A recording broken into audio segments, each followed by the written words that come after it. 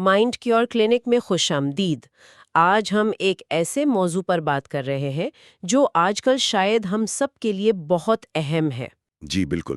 ذہنی صحت اور اندرونی مضبوطی، جسے انگلش میں ریزیلینس کہتے ہیں۔ اور یہ موضوع اہم اس لیے بھی ہے کہ ہم کیا کہتے ہیں، ایک طرح کے بحرانوں کے دور میں جی رہے ہیں۔ غیر یقینی صورتحال ہے، دباؤ ہے۔ بالکل، اعداد و شمار بھی تو یہی بتاتے ہیں نا کہ دنیا میں تقریباً 1 ارب لوگ ذہنی صحت کے مسائل سے گزر رہے ہیں، اور یہ تعداد کم نہیں ہو رہی، بڑھ ہی رہی ہے۔ جی، یہ تشویشناک بات ہے۔ تو یہ جو ریزیلینس ہے، یعنی اندرونی مضبوطی، آخر یہ ہے کیا چیز؟ کوئی خاص طاقت؟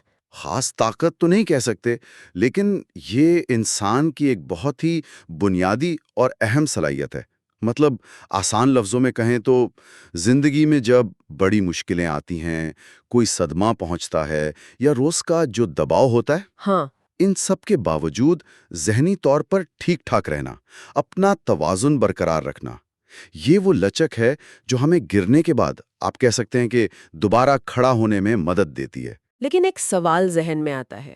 اکثر دیکھتے ہیں طوفان آتا ہے تو کچھ درخت گر جاتے ہیں، کچھ بس جھکتے ہیں اور پھر سیدھے ہو جاتے ہیں۔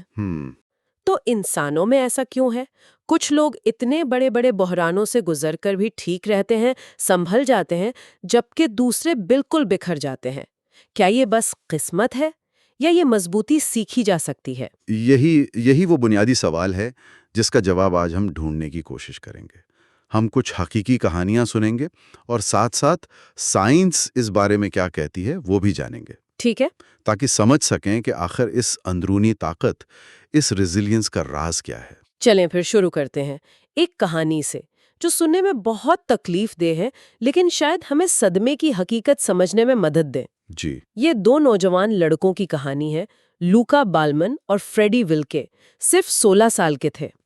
بہت کم عمر۔ ہاں، اور ایک معمولی سے جھگڑے کے بعد ایک خوفناک ٹرین حادثے میں دونوں کی جان چلی گئی۔ اللہ اکبر، یہ تو تصور کرنا بھی مشکل ہے۔ بالکل۔